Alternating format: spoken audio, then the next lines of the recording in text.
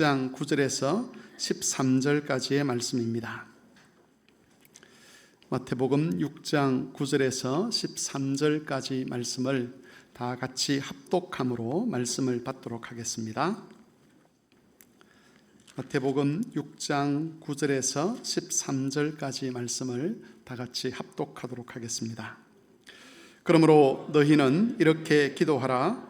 하늘에 계신 우리 아버지여, 이름이 거룩히 여김을 받으시오며 나라가 임하시오며 뜻이 하늘에서 이루어진 것 같이 땅에서도 이루어지이다.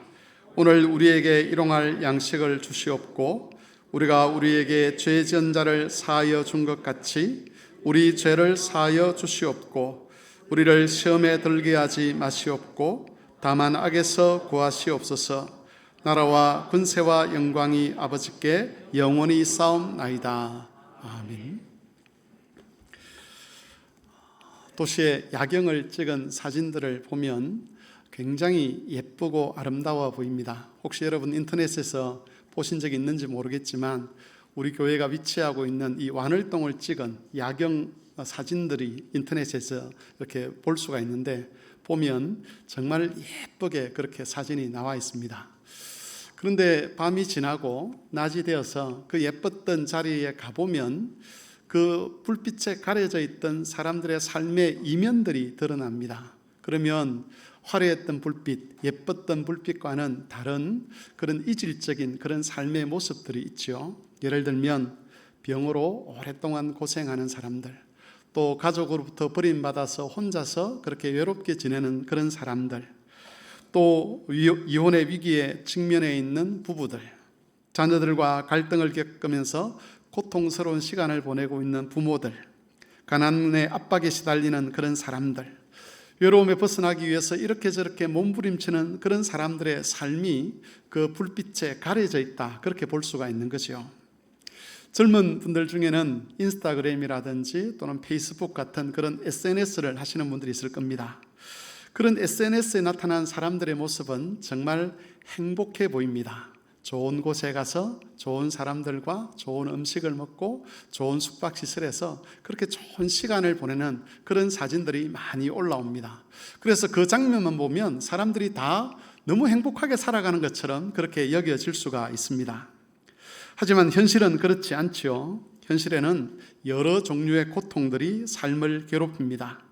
가족들 사이에 해결되지 않는 갈등들, 치료되지 않는 불치병들, 그런 것들을 안고 살아가면서 또 경제적인 압박을 당하면서 그 속에서 고통당하는 사람들이 많이 있습니다.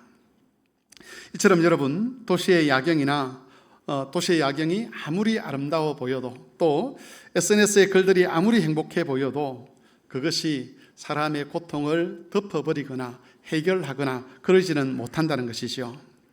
흔히들 인생을 가리켜서 고해를 지나는 것 같다, 그렇게 이야기를 합니다. 고통의 바다를 지난다는 것이죠. 이 말은 그냥 나온 말이 아니지 않습니까? 긴 인류의 삶을 돌아보면서 내린 그런 평가가 사람의 삶이라는 것은 고통의 바다를 지나는 것과 같구나. 그래서 고통에서 자유로울 수 있는 사람이 아무도 없구나. 그게 사람들이 내리는 결론입니다. 그런데 여러분, 이름에도 불구하고 세상은 이런 고통들에 대해서 어떤 이야기를 하고 어떤 주장을 하는가 하면 언제나 긍정적인 미래가 우리 앞을 기다리고 있다라고 그렇게 주장을 합니다. 시간이 지나고 또 과학과 기술이 발달하고 나면 내가 안고 있는 이 문제, 내가 겪고 있는 이 불치병, 이런 것들이 해결될 것이고 그것이 해결되고 나면 너의 삶은 행복해질 수 있다라고 하는 것이 세상이 우리에게 들려주는 그런 목소리라는 겁니다. 그런데 여러분, 어떤 사람이 이런 세상의 주장을 듣고 이런 표현을 했습니다. 인간의 삶이라는 것은 마치 독약이든 치료제를 먹는 것과 같다. 제가 다시 한번 읽어드리겠습니다. 인간의 삶이라는 것은 마치 독약이든 치료제를 먹는 것과 같다. 치료제를 먹는다는 것은 문제를 해결하겠다는 것이죠. 근데 그 문제를 해결하기 위해서 치료제를 먹는데 그 치료제 안에 뭐가 섞여 있느냐 하면 독약이 섞여 있다는 겁니다. 그래서 어떤 문제를 하나 해결하기 위해서 제도를 바꾸고 어떤 해결책을 도입하는데 그 제도와 그 도입된 해결책 때문에 또 다른 문제가 생겨나고 그것 때문에 고통이 또 증가된다, 이런 이야기를 하는 겁니다. 그래서 여러분, 고통의 내용, 고통의 양상은 달라지는 것은 맞지만 그러나 고통 자체는 사라지지 않는다라고 하는 것이 우리가 인류의 역사를 통해서 이렇게 내려볼 수 있는 규정이라고 할 수가 있습니다. 성경은 예수님께서 오신 목적이 바로 이런 세상을 고치기 위함이라고 우리에게 가르쳐주고 있습니다. 사람도 고쳐야 되고 이 세상도 고쳐서 원래 모습대로 회복해야만 진정한 평화, 진정한 안식이 있다는 것이죠. 예수님은 이런 것을 가리켜서 하나님 나라라고 그렇게 말씀을 하셨습니다. 이 세상과 이 세상에 속한 그 사람들을 고쳐서 새로운 세상으로 만들고 새로운 사람으로 만들어가는 것, 그것을 가리켜서 하나님의 다스림 또는 하나님의 통치, 하나님 나라, 이렇게 표현을 하는 것이죠. 그리고 여러분, 이 하나님의 통치, 이 하나님 나라를 실제로 성도가 체험하도록 하기 위해서 예수님께서 우리에게 주신 것이 바로 기도입니다. 우리가 주기도문을 따라서 기도하는 것은 세상을 고치고 사람을 고치시는 예수님의 일이 우리 가운데서 실제로 이루어지도록 하는 방편이 된다는 겁니다. 우리가 이 기도문을 따라서 기도할 때에 하나님의 나라라고 하는 것은 남의 이야기가 아니라 나의 이야기, 우리 가족의 이야기, 우리 교회의 이야기가 되는 것입니다. 세상을 고치고 사람을 고치시는 예수님의 일이 나와 상관없이 일어나는 일이 아니라 실제로 내가 경험하고 내가 체험하는 일, 실제로 내 삶에, 내 가정에, 우리 교회에, 이 지역사회에 하나님 나라가 임하도록 하는 그런 방편이 된다는 것이죠. 그러므로 교회 여러분, 우리가 정말 세상을 고치시는 그런 하나님 나라의 실체를 체험하고자 한다면, 또 우리 개인이나 가정과 교회에서 하나님 나라의 그 능력을 맛보고자 한다면 우리는 예수께서 가르쳐 주신 이 기도문을 따라 하나님께 간구해야만 합니다. 그러면 하나님의 이름이 거룩하게 되는 것, 또 하나님의 뜻이 하늘에서와 같이 땅에서, 다시 말하면 내 삶에서, 우리 가정에서, 이 교회와 이 지역 사회에서 하나님의 뜻이 이루어지는 것을 우리가 체험하게 될 것입니다. 영적인 면에 있어서나 육적인 면에 있어서 우리에게 필요한 양식들이 있죠. 그 일용할 양식을 하나님께서 기도하는 자들에게 매일매일 공급해 주실 것입니다. 우리는 죄 용서를 체험하게 될 것이고 시험에서 건짐을 받고 악한 일들과 악한 자들에게서 구원받는, 보호받는 그런 체험도 하게 될 것입니다. 그러므로 주기도문 말씀 앞에서 우리가 기본적으로 갖추어야 될 것, 그것은 이 기도문을 따라서 하나님 앞에 부지런히 기도하는 것입니다. 오늘은 이 주기도문의 마지막 문장에 대해서 살펴보고자 합니다. 마지막 문장은 나라와 권세와 영광이 아버지께 영원히 있사옵니다 라는 말씀입니다. 나라와 권세와 영광이 아버지께 영원히 있다는 것은 이 모든 것들이 오직 하나님의 것이라는 그런 고백이지요. 다른 존재에게는 이런 게 없다는 겁니다. 오직 하나님만이 이것을 소유하고 계신다는 것이 나라와 권세와 영광이 아버지께 영원히 있사옵나이다 라는 이 고백의 의미입니다. 그런데 여러분, 성경을 보시면 이 문장에 갈로가 이렇게 쳐져 있을 것입니다. 왜 다른 성경은 안 그러는, 다른 구절들은 안 그렇는데 이 문장에만 갈로가 이렇게 쳐져 있는가 궁금해 하시는 분들이 있을 것인데, 어떤 성경은 아예 이 구절이 없는 그런 번역 성경도 있을 수가 있습니다. 이런 차이가 나는 것은 성경의 사본들 중에서 고대 사본과 중세 사본의 차이 때문에 그렇습니다.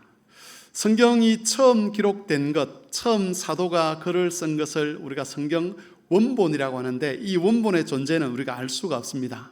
그리고 이제 그 원본을 이렇게 필사를 한 것, 베껴 쓴 것을 우리가 사본이라고 하죠. 신약 성경에는 크게 두 종류의 사본이 있습니다. 하나는 고대 사본, 하나는 중세 사본. 이 고대 사본을 가리켜서 대문자 사본 이렇게 말하기도 하고, 또 중세 사본을 가리켜서 소문자 사본 이렇게 말을 하기도 합니다. 굳이 암기하실 필요는 없는데, 어쨌든 처음 성경이 기록되고 난 다음에 그 시점부터 해서 아주 이런 시기에 필사를 한, 베껴 쓴 그런 성경이 고대 사본입니다. 그리고 중세 9세기 이후에 10세기 정도 때부터 그 고대 사본을 다시 베껴 쓴 사본, 이걸 중세 사본, 그렇게 이야기를 하는데, 우리가 읽었던 이 마지막 문장, 이 문장이 고대 사본에는 없다는 거죠. 어디에 있느냐 하면 그 이후에 있는 중세 사본에 있습니다. 그러면 왜 고대 사본에는 없는 게 중세 사본에는 있게 되었는가? 학자들이 연구를 해보니까 처음에 예수님께서 가르쳐 주신 기도는 딱 여기 앞까지인데, 기도를 다 하고 난 다음에 교회가 이 기도를 주신 하나님의 은혜에 감사하는 마음으로 화답을 하는 거죠. 하나님이 이런 기도문을 우리에게 주시고 기도하게 하시고, 그리고 이런 기도에 응답해 주시는 하나님께 진심으로 감사합니다라는 그런 의미에서 주기도문을 끝낼 때마다 교회가 함께 하나님 앞에 고백했던 것이 뭐냐? 그게 바로 나라와 권세와 영광이 아버지께 영원히 있습니다라는 이 문구였다는 겁니다. 그래서 여러분, 번역하는 사람들이 이것은 예수님께서 직접 하신 말씀은 아닐 수 있습니다라는 것을 나타내기 위해서 그렇게 갈로를 표시를 한 겁니다.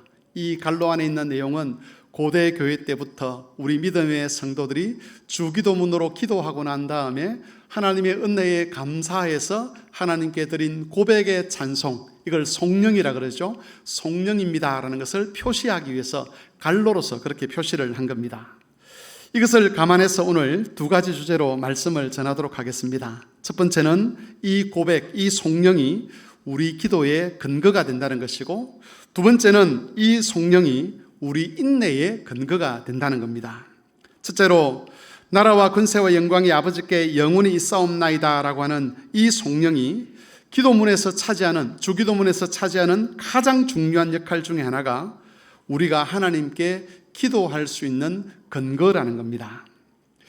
우리가 하는 기도는 허공을 향해서 외치는 아우성이 아니지 않습니까? 우리가 답답한 일을 당하거나 또 뭔가 일이 풀리지 않을 때, 또 억울한 일을 당할 때 가끔씩 아무도 없는 산에 가서, 또 아무도 없는 바다에 가서 큰 소리로 고함을 질러 볼 때가 있습니다. 때로는 거기서 목 놓아 울어 볼 때가 있습니다. 듣는 사람은 없지만 속에 있는 답답함을 해결하기 위해서 어쨌든 소리를 질러보는 그런 경우들이 한 번씩은 있지 않습니까? 아무도 없는 거기서 큰 소리를 지르고 나면, 또 목 놓아 울고 나면 속이 그래도 좀 뻥 뚫리는 느낌을 가질 수가 있습니다. 하지만 그런 일들은 일시적으로 마음을 시원하게 할 수는 있지만 문제를 해결하지는 못합니다. 그게 아우성이죠. 한때 어떤 정치인이 그런 말을 했습니다. 간절히 원하면 이루어진다. 그래서 이 말이 사람들 사이에서 회자가 된 적이 있지 않습니까? 그런데 여러분, 이 이야기는 그 특정한 정치인만이 가진 생각은 아닐 것입니다. 사람들은 내가 간절히 원하면 무엇인가가 이루어질 수도 있을 것이라는 그런 막연한 기대들을 가지고 있습니다. 그래서 새해가 되면 해가 떠오르는 곳에 가서 자기 소원을 비는 일을 합니다. 거기에 그 소원을, 그 기도를 듣는 어떤 신이 있거나 그런다는 생각을 하지는 않습니다. 그럼에도 불구하고 내 간절한 마음을 어떻게든 표현을 하면 그게 어떻게든 작용을 해서 내가 원하는 일을 이루어 줄 수 있지 않을까, 해결해야 될 일을 좀 해결해 줄 수 있지 않을까라는 그런 막연한 기대를 가지고 그런 곳에 가서 그렇게 비는 것이죠. 하지만 그것도 역시 사실은 허공을 향해서 고함을 치는 것과 다를 바가 없습니다. 간절함이 있다는 것 때문에 마음의 위로는 받을 수 있지만 그 간절함 자체가 문제를 해결하거나 일을 해결하는 것은 아니라는 겁니다. 여러분, 우리가 간절함이 없어서 고통을 당하는 것은 아니지 않겠습니까? 남편이나 아내의 간절함이 없어서 배우자가 고통을 당하는 것도 아닐 것이고, 부모의 간절함이 없어서 자녀 문제가 생기는 것도 아닐 것입니다. 간절함이 없어서 질병이 생기고, 간절함이 없어서 가난해지고, 간절함이 없어서 전쟁이 일어나고, 간절함이 없어서 관계가 뒤틀려지는 것은 아니라는 것이죠. 문제는 얼마나 간절하냐가 아니라 그 문제를 해결할 수 있는 능력이 있느냐 하는 겁니다. 문제를 해결하는 능력이 있다면 혹 그 마음에 간절함이 없더라도 그냥 그것을 해결해 버리면 그만입니다. 억울한 일을 해결할 능력이 있고 답답함을 풀 수 있는 능력이 있고 산이나 그런 능력이 있다면 굳이 산이나 바다를 찾아가서 목 놓아 그렇게 울거나 소리칠 필요가 없다는 것이지요. 나라와 권세와 영광이 아버지께 영원히 있사옵나이다라는 이 송령은 우리의 기도를 들으시는 하나님 아버지에게는 우리 기도에 응답하실 만한 능력이 있다는 것을 상기시키는 말씀입니다. 하나님께는 나라와 권세와 영광이 있기 때문에 우리가 기도하면 우리의 한계를 넘어서서 하나님께서 그 능력으로, 그 권세로서, 그 나라의 힘으로서, 그 영광으로서 우리의 기도를 들으시고 응답하실 수 있다는 것을 이 말씀을 통해서 성도들에게 확인시켜 주는 겁니다. 이 비슷한 내용이 역대상 29장 10절에서 13절에 기록되어 있습니다. 역대상 29장 10절에서 13절까지 말씀을 같이 한번 읽어보도록 하겠습니다. 다윗이 온 회중 앞에서 여호와를 송축하여 이르되 우리 조상 이스라엘의 하나님 여호와여, 주는 영원부터 영원까지 송축을 받으시옵소서. 여호와여, 위대하심과 권능과 영광과 승리와 위엄이 다 주께 속하였사오니 천지에 있는 것이 다 주의 것이로소이다. 여호와여, 주권도 주께 속하였사오니 주는 높으사 만물의 머리심이니이다. 부와 귀가 주께로 말미암고 또 주는 만물의 주제가 되사 손에 권세와 능력이 있사오니 모든 사람을 크게 하심과 강하게 하심이 주의 손에 있나이다. 우리 하나님이여, 이제 우리가 주께 감사하오며 주의 영화로운 이름을 찬양하나이다. 여러분, 이 말씀은 다윗이 성전 공사를 할 모든 준비를 마치고 솔로몬에게 이렇게 저렇게 성전 공사를 해야 된다라고 알려주고 난 다음에 자기에게, 그리고 이스라엘 백성들에게 이런 은혜를 주신 하나님께 감사하는 그런 감사 기도의 첫 번째 부분에 해당되는 그런 내용입니다. 학자들 중에는 주기도문 마지막 부분, 이 송령 부분이 바로 이 역대상 29장 10절에서 13절 말씀을 요약한 것이다 라고 그렇게 보는 학자들도 있습니다. 그만큼 이 내용은 주기도문의 마지막 내용과 그 내용이 거의 일치를 합니다. 여러분, 11절을 보시면 위대함과 권능과 영광과 승리와 위엄이 다 하나님께 속해 있다라고 그렇게 노래를 합니다. 또 천지에 있는 모든 것이 다 주님의 것이다. 또 모든 주권들도 주의 것이라고 그렇게 노래를 합니다. 그렇기 때문에 하나님은 이스라엘을 위대하게 하실 수가 있습니다. 그렇기 때문에 하나님은 이스라엘 백성을 언약 백성으로 삼으시고 그들에게 복을 주실 수가 있습니다. 그 위대하시고 능력과 권능과 승리와 위엄을 가지고 계신 하나님이시기 때문에 이스라엘을 향한 하나님의 뜻을 이룰 수 있다는 것이죠. 이스라엘은 자격이 되지 않습니다. 이스라엘은 하찮은 민족이었습니다. 그들은 하나님께 합당한 사람들이 아니었습니다. 그럼에도 불구하고 하나님께 영광과 능력과 권세와 힘과 승리가 있기 때문에, 바로 그런 하나님 때문에 이스라엘 백성들이 하나님의 백성이 될 수 있었고, 이스라엘이 하나님 나라가 될 수 있었고, 하나님의 복을 누릴 수 있게 되었다고 다윗이 고백하는 겁니다. 여러분, 하나님은 하나님의 이름을 거룩하게 하실 만한 능력이 있습니다. 하나님은 하나님의 나라가 이 땅에 오게 하시고 하늘에서와 같이 땅에서 하나님의 뜻이 이루어지게 하실 만한 그런 권세와 능력과 영광과 힘이 있습니다. 우리에게 일용할 양식을 주실 능력이 있고, 우리의 죄를 사해 주실 만한 능력이 있고, 우리를 시험에 들지 않게 하시고 악한 자들에게서, 악한 일들로부터, 우리를 망하게 할 것 같은 그 모든 환난으로부터 우리를 지키고 보호하실 능력이 있다는 겁니다. 그러므로 교회 여러분, 나라와 권세와 영광이 하나님께 있다는 이 송령을 마음에 새기시고 기도하는 일에 힘을 내실 수 있었으면 좋겠습니다. 문제 앞에서 사람들이 보통 보이는 반응은 절망이죠. 내가 그것을 해결할 능력이 없다라고, 내게는 그것을 해결할 만한 능력이 없다라고 생각이 되면 절망을 합니다. 그런데 성도는 그런 절망의 상황에서 바로 이 하나님, 나라와 권세와 영광을 소유하시고 하나님의 뜻을 따라 하나님 자기 백성들을 구원하시는 이 하나님께 대한 기대를 가지고 우리는 기도의 끈을 이어갈 수 있어야 하는 것입니다. 우리는 한계에 갇혀 있지만 우리의 기도를 들으시는 하나님은 모든 것의 주인이라는 것을 기억하시면서 믿음을 가지고 하나님 앞에서 소망으로 기도하는 그런 교우들이 되실 수 있기를 바랍니다. 두 번째로 주기도문의 마지막 말씀, 이 송령은 성도의 인내의 근거가 됩니다. 기도를 하다 보면 늘 이런 질문이 따라오지 않습니까? 하나님은 정말 내 기도를 들으시는 것이 맞을까? 다른 사람들은 다 기도 응답을 잘 받는 것 같은데 왜 내 기도에 대해서는 하나님께서 응답하시지 않는 것일까?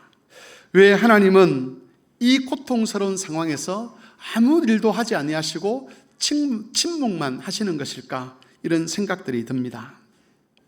실제로 어떤 분들은 하나님께서 기도를 들으셨다는 그런 증거들, 하나님께서 능력과 권세로 그 기도에 응답하셨다는 그런 증거들을 많이 가지고 있는 분들이 있습니다. 그런데 반대로 어떤 분들은 정말 간절히 또 오랫동안 기도했음에도 불구하고 그 기도에 대한 하나님의 직접적인 응답을 받지 못한 분들도 또한 많이 있습니다. 그래서 믿음을 가지고 기도함에도 불구하고 오랜 시간 동안 고통에서 벗어나지 못하는 그런 성도들이 있는 것이죠. 원하는 대로 일이 풀리지 않고 마치 하나님이 계시지 않는 것처럼 일이 흘러가는 경우들이 종종 있습니다. 우리는 하나님께서 왜 이렇게 하시는지 잘 알 수 없습니다. 왜 하나님께서 어떤 사람의 기도에 대해서는 그렇게 직접적으로 즉각적으로 응답하시면서 왜 또 어떤 사람들의 기도에 대해서는 그토록 오랫동안 침묵하시는지 이유를 알지 못한다는 것이죠. 혹 이렇게 주장하는 사람들이 있습니다. 그건 네가 믿음이 없어서 그런 거야, 믿음으로 기도하지 않아서 그런 거야 라고 말을 하는 사람들이 있기도 하지만 성경을 펼쳐보면, 성경을 공부해보면 그 주장은 잘못된 것임을 알 수가 있습니다. 얼마나 신실한 사람이냐, 얼마나 간절함을 가지고 기도하느냐 하는 것도 기도 응답의 여부를 결정하는 핵심적인 요인이 될 수 없다는 것이죠. 기도 응답은 하나님의 뜻에 의해서 결정되는 것인데 그 뜻이 우리에게는 아직까지 감추어져 있습니다. 여러분, 그럼에도 불구하고 분명한 것 하나가 있습니다. 그것은 하나님에게 능력이 없거나 실력이 되지 않아서 우리의 기도에 응답하지 않는 것은 아니라는 것이죠. 앞에서 살펴본 것처럼 하나님은 나라와 권세와 영광의 주인이십니다. 우리가 기억해야 될 것은 이 나라와 권세와 영광의 주인이신 그 하나님께서 우리를 향하여 선한 뜻을 가지고 계신다는 겁니다. 여기에 권세라고 번역된 이 말의 정확한 뜻은 능력입니다. 헬라어로는 두나미스라는 말인데 여기서 다이나마이트라는 말이 나왔습니다. 그만큼 큰 힘을 가지고 있다는 것이죠. 능력이 하나님께 속해 있다는 이 표현, 여기서 우리가 표현은 하나님의 나라와 권세와 영광이 하나님께 속해 있다는 이 표현을 구약적인 표현으로 바꾸면 하나님은 전능하시다, 그렇게 바꿀 수가 있습니다. 전능하신 하나님이라는 것이죠. 일반적으로 하나님이 전능하시다라고 하면 우리는 이런 생각을 합니다. 아, 하나님은 모든 것을 하실 수가 있구나. 물론 그런 의미가 없는 것은 아니지만 특별히 성경에서 하나님의 전능하심을 이야기할 때는 항상 전제가 있습니다. 어떤 전제냐면 하나님이 약속하신 것을 이룰 만한 능력이 있다는 그런 것을 표현할 때에 하나님은 전능하시다, 그렇게 표현을 한다는 것이죠. 물론 그렇다고 해서 하나님은 이것은 못하고 저것은 못하고 그런 의미가 아니라 성경에서 전능하신 하나님이라고 그렇게 이야기할 때는 하나님은 당신이 약속하신 것을 이루실 만한 능력을 가지고 계신다, 그걸 표현하는 단어가 전능하신 하나님이라는 그런 말이라는 겁니다. 여러분, 따라서 우리가 하나님의 능력을 이야기할 때 먼저 떠올려야 될 것은 하나님의 약속입니다. 하나님이 약속하신 것을 반드시 이루신다는 그것을 강조하기 위해서 하나님은 능력의 하나님이라고 자신을 계시해 주셨습니다. 신약 성경에서 이것을 가장 잘 표현한 것이 있는데 바로 로마서 8장입니다. 로마서 8장에 보면 우리를 향한 하나님의 약속을 방해하는 것들의 목록이 거기 기록이 되어 있습니다. 로마서 8장 35절에서 39절은 우리가 익히 잘 알고 있는 말씀이죠. 이 말씀을 읽어가시면서 우리를 향한 하나님의 약속, 구원 약속을 방해하는 것들이 어떤 것이 있는지를 한번 살펴보시기를 바랍니다. 8장 35절에서 39절까지 같이 한번 읽어보겠습니다. 누가 우리를 그리스도의 사랑에서 끊으리요? 환난이나 곤고나 박해나 기근이나 적신이나 위험이나 칼이랴. 기록된 바 우리가 종일 주를 위하여 죽임을 당하게 되며 도살당할 양같이 여김을 받았나이다 함과 같으니라. 그러나 이 모든 일에 우리를 사랑하시는 이로 말미암아 우리가 넉넉히 이기느니라. 내가 확신하노니 사망이나 생명이나 천사들이나 권세자들이나 현재일이나 장래일이나 능력이나 높음이나 깊음이나 다른 어떤 피조물이라도 우리를 우리 주 그리스도 예수 안에 있는 하나님의 사랑에서 끊을 수 없으리라. 여러분, 하나님의 뜻을 방해하는 것들이 있습니다. 35절에 보면 환난, 곤고, 박해, 기근, 적신, 위험, 칼 이런 것들이 등장합니다. 38절에 보시면 사망과 생명, 천사들, 권세자들, 현재 일들, 장래의 일들, 능력, 높음, 깊음, 그리고 이 세상의 모든 피조물들, 이런 것들이 하나님의 뜻을 방해하는 일을 할 수 있다라고 그렇게 이야기를 하고 있습니다. 그러나 여러분, 그럼에도 불구하고 그것들이 자기 백성을 고치고 자기 백성들에게 참 안식을 주시고자 하는 하나님의 뜻을 막아설 수는 없다라고 그렇게 선언하고 있습니다. 왜냐하면 하나님은 전능하신 하나님이시기 때문에 그렇습니다. 하나님에게 나라와 권세와 영광이 속해 있기 때문에 그렇습니다. 그 모든 것을 극복하실 능력이 원래부터 하나님에게 있다는 것이죠. 여러분, 이 말씀에서 하나님의 능력이라는 것은 고난으로부터, 고통으로부터, 환난으로부터 즉시 우리를 건져내는 그것을 하나님의 능력이라고 강조하지 않습니다. 물론 그것도 하나님의 능력이겠죠. 근데 여기서 강조하는 하나님의 능력은 그런 겁니다. 이런 환난이 우리를 짓누른다 할지라도, 우리 평생 동안 이런 고통 가운데 시달린다 할지라도, 심지어 우리가 죽음 앞에 이른다 할지라도 하나님에게서는 그것을 건져낼 만한 능력을 하나님께서 가지고 있다는 것을 여기서 강조하는 것이죠. 따라서 하나님께 능력이 있다는 이 말씀은 고통 중에 있는 성도가 인내할 수 있는 근거가 됩니다. 하나님께서 나를 버리셨다가 아니라 하나님께서 이 고통 중에서도, 이 환난 가운데서도 반드시 나를 건져내실 것이라고 믿음을 가지고 인내할 수 있는 근거가 바로 주기도문의 마지막 이 송령 속에 있다는 것입니다. 여러분, 이 땅에서의 우리의 삶은 미래가 불확실합니다. 하지만 하나님의 약속과 관련해서 우리의 미래는 절대로 불확실하지 않습니다. 우리의 하루하루는 하나님의 이 전능하심 때문에 약속을 성취해가는 그런 시간들이 될 것입니다.